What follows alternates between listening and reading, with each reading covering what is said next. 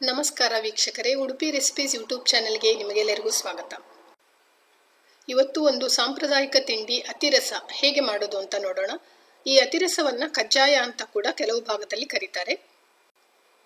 2 ಕಪ್ನಷ್ಟು ದೋಸೆ ಅಕ್ಕಿಯನ್ನ ಸುಮಾರು 3 ಗಂಟೆಗಳ ಕಾಲ ನೆನೆಸಿಟ್ಕೊಂಡಿದ್ದೀನಿ. ಹೀಗೆ 2 ಗಂಟೆಗಳ ಕಾಲ ನೆನೆದ ಅಕ್ಕಿಯನ್ನ ಒಂದು ಹತ್ತಿ ಬಟ್ಟೆಯ ಮೇಲೆ ಹರಡಿಕೊಳ್ಬೇಕು. ಈ ಅಕ್ಕಿ ಸುಮಾರು ಅರ್ಧ ಗಂಟೆಗಳ ಕಾಲ ನೆರಳಿನಲ್ಲಿ ಅಂದ್ರೆ ಮನೆ ಒಳಗಡೆನೆ ಒಣಗಬೇಕಾಗತ್ತೆ. ಅಕ್ಕಿನಲ್ಲಿ ನೀರು ಹನಿ ಹನಿಯಾಗಿ ಹರಿತಾ ಕೂಡ ಇರಬಾರ್ದು, ಹಾಗೇನೆ ಸಂಪೂರ್ಣ ತೇವಾಂಶ ಕೂಡ ಮಾಯವಾಗಬಾರ್ದು. ಆ ತರ ಇರೋ ಅಕ್ಕಿ ಅತಿರಸಕ್ಕೆ ಬೇಕು. ಅರ್ಧ ಗಂಟೆ ನೆರಳಿನಲ್ಲಿ ಒಣಗಿದ ಈ ಅಕ್ಕಿ ಸರಿಯಾದ ಹದದಲ್ಲಿದೆ. ಇದನ್ನ ಮಿಕ್ಸಿ ಜಾರಿಗೆ ಹಾಕಿ ನುಣ್ಣಗೆ ಪುಡಿ ಮಾಡ್ಕೊಳ್ತಾ ಇದ್ದೀನಿ. ನೋಡಿ, ತುಂಬಾ ನುಣ್ಣಗೆ ಪುಡಿ ಮಾಡಿದ ಅಕ್ಕಿ ಹಿಟ್ಟು ಹೀಗಿದೆ. ಈಗ ಈ ಹಿಟ್ಟನ್ನ ಜರಡಿ ಮಾಡ್ಕೊಳ್ಬೇಕಾಗತ್ತೆ. ಆಗ ಸ್ವಲ್ಪ ತರಿ ಆಗಿರೋ ಅಕ್ಕಿಯನ್ನೆಲ್ಲ ಬೇರ್ಪಡಿಸ್ಲಿಕ್ಕಾಗತ್ತೆ. ಅತಿರಸಕ್ಕೆ ಬೇಕಾಗೋ ಅಕ್ಕಿ ಹಿಟ್ಟು ತೇವಾಂಶ ಭರಿತವಾಗಿಯೂ ಇರಬೇಕು, ಹಾಗೆ ನುಣ್ಣಗೆ ಪುಡಿ ಮಾಡಿರಬೇಕು.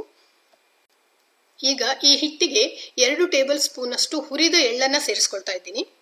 1 ಟೀ ಸ್ಪೂನ್ ಅಷ್ಟು ಕಾಳುಮೆಣಸಿನ ಪುಡಿ ಹಾಗೂ ಅರ್ಧ ಟೀ ಸ್ಪೂನ್ ಅಷ್ಟು ಏಲಕ್ಕಿ ಪುಡಿಯನ್ನ ಸೇರಿಸ್ಕೊಂಡು ಚೆನ್ನಾಗಿ ಬೆರೆಸ್ಕೊಳ್ಬೇಕು. ಈಗ ಅತಿರಸಕ್ಕೆ ಬೇಕಾದ ಅಕ್ಕಿ ಹಿಟ್ಟು ತಯಾರಾಗಿದೆ.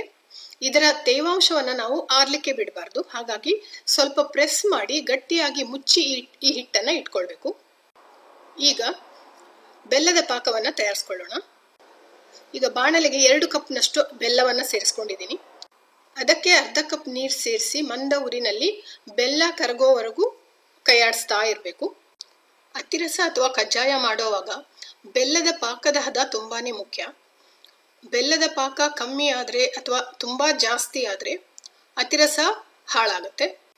ಬೆಲ್ಲ ಸಂಪೂರ್ಣವಾಗಿ ಕರಗಿದ ಮೇಲೂ ಕುದಿಸೋದನ್ನ ಮುಂದುವರಿಸಿ ಆಗಾಗ ಪಾಕವನ್ನ ಚೆಕ್ ಮಾಡ್ತಾ ಇರಬೇಕು. ಒಂದು ಚಿಕ್ಕ ಬೌಲ್ನಲ್ಲಿರುವ ನೀರಿಗೆ ಈ ಬೆಲ್ಲದ ಪಾಕವನ್ನ ಸೇರಿಸಬೇಕು.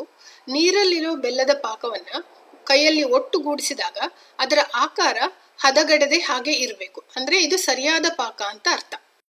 ಈಗ ಉರಿಯನ್ನ ಸಂಪೂರ್ಣ ಆಫ್ ಮಾಡಿ ಮೊದಲೇ ತಯಾರಿಸಿಕೊಂಡ ಅಕ್ಕಿ ಹಿಟ್ಟಿಗೆ ಈ ಪಾಕವನ್ನ ಸ್ವಲ್ಪ ಸ್ವಲ್ಪವಾಗಿ ಸೇರಿಸ್ಕೊಳ್ಬೇಕು.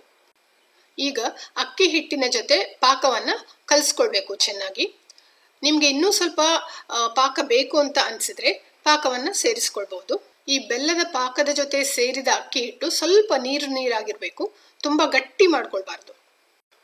ನಾನಿಲ್ಲಿ ಇನ್ನೂ ಸ್ವಲ್ಪ ಬೆಲ್ಲದ ಪಾಕವನ್ನ ಸೇರಿಸ್ಕೊಳ್ತಾ ಇದ್ದೀನಿ, ಹಾಗೆ ಕಲಿಸ್ಕೊಳ್ತಾ ಇದ್ದೀನಿ. ಈಗ ಅತಿರಸಕ್ಕೆ ಬೇಕಾದ ಹದದಲ್ಲಿ ಹಿಟ್ಟು ತಯಾರಾಗಿದೆ. ಈ ಅತಿರಸ ಅನ್ನೋದು ಒಂದು ಸಾಂಪ್ರದಾಯಿಕ ತಿಂಡಿ. ಇದನ್ನು ಸಾಮಾನ್ಯವಾಗಿ ದೀಪಾವಳಿ ಟೈಮಲ್ಲಿ ಮಾಡ್ತಾರೆ. ಈ ಹಿಟ್ಟು ತುಂಬಾ ನೀರು ಹಾಕೋದ್ರೆ ತಟ್ಲಿಕ್ಕೆ ಆಗೋದಿಲ್ಲ. ತುಂಬಾ ಗಟ್ಟಿ ಆದ್ರೆ ಅತಿರಸ ಎಣ್ಣೆಯಲ್ಲಿ ಕಾಯಿಸಿದ ಮೇಲೆ ತುಂಡಾಗುತ್ತೆ. ಈ ತಯಾರಿಸಿದ ಹಿಟ್ಟನ್ನ ಒಂದು ಸ್ಟೀಲ್ ಬಾಕ್ಸ್ ನಲ್ಲಿ ಹಾಕಿ 1 ದಿನ ಹಾಗೆ ಇಡಬೇಕು. ಹಿಟ್ಟನ್ನ ಫ್ರಿಡ್ಜ್ ನಲ್ಲಿ ಇಡ್ಲೇಬಾರ್ದು, ಹೊರಗಡೆನೆ 1 ದಿನ ಇಡಬೇಕು. 1 ದಿನದ ನಂತರ ಈ ಹಿಟ್ಟು ಸ್ವಲ್ಪ ಗಟ್ಟಿಯಾಗಿರುತ್ತೆ, ಅಂದ್ರೆ ನಮ್ಗೆ ಉಂಡೆ ಮಾಡುವ ಹದಕ್ಕೆ ಬಂದಿರುತ್ತೆ. ನೋಡಿ, 1 ದಿನದ ನಂತರ ಹಿಟ್ಟು ಹೀಗಾಗಿದೆ. ಇದನ್ನ ಸ್ವಲ್ಪ ಚೆನ್ನಾಗಿ ನಾದ್ಕೊಂಡು ಉಂಡೆಗಳನ್ನಾಗಿ ಮಾಡಿಕೊಂಡು ಆಮೇಲೆ ತಟ್ಟಬೇಕು.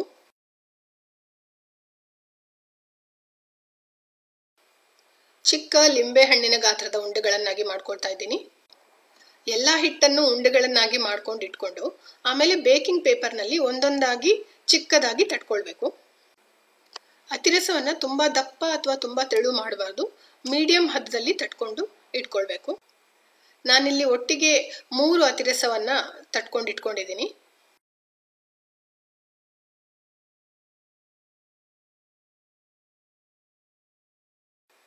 ಕಾಯಿಸಿರೋ ಎಣ್ಣೆಗೆ ಇದನ್ನ ನಿಧಾನವಾಗಿ ಹಾಕ್ತಾ ಇದ್ದೀನಿ. ಮಂದ ಉರಿ ಇಟ್ಕೊಂಡು 2 ಕಡೆಗೆ ಸುಮಾರು ಹೊಂಬಣ್ಣ ಬರೋವರೆಗೂ ಈ ಅತಿರಸವನ್ನ ಕಾಯಿಸ್ಕೊಳ್ಬೇಕಾಗತ್ತೆ.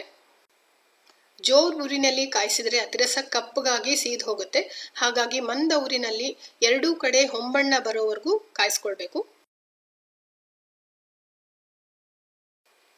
ನೋಡಿ, ಈ ತರ ಬಣ್ಣ ಬಂದು ಕೆಂಪಗೆ ಕಾಯ್ದ್ರೆ ರುಚಿ ಚೆನ್ನಾಗಿರುತ್ತೆ. ಅತಿರಸ ಸ್ವಲ್ಪ ಹೆಚ್ಚೇ ಎಣ್ಣೆ ಕುಡಿಯುತ್ತೆ, ಹಾಗಾಗಿ ಅದನ್ನ ಸ್ವಲ್ಪ ಒತ್ತಿ ಎಣ್ಣೆಯನ್ನ ತಕ್ಕೊಳ್ಬೇಕು. ನೋಡಿ, ಹೀಗೆ ಮಾಡಿದ್ರೆ ಎಕ್ಸ್ಟ್ರಾ ಎಣ್ಣೆ ಎಲ್ಲ ಸ್ವಲ್ಪ ಬಿಟ್ಕೊಳ್ಳುತ್ತೆ. ಸಾಂಪ್ರದಾಯಿಕ ಸಿಹಿ ತಿನಿಸು ಕಜ್ಜಾಯ ಅಥವಾ ಅತಿರಸವನ್ನ ಹೇಗೆ ಮಾಡೋದು ಅಂತ ನೋಡಿದ್ರಲ್ಲ. ಇದು ಗರಿಗರಿಯಾಗೂ ಇರುತ್ತೆ, ರುಚಿಯಾಗೂ ಇರುತ್ತೆ. ನಿಮಗೂ ಇಷ್ಟ ಆಗತ್ತೆ. ಒಮ್ಮೆ ಮಾಡಿ ನೋಡಿ ವೀಕ್ಷಕರೇ. ಧನ್ಯವಾದಗಳು. ಮುಂದಿನ ವಿಡಿಯೋದಲ್ಲಿ ಸಿಗೋಣ.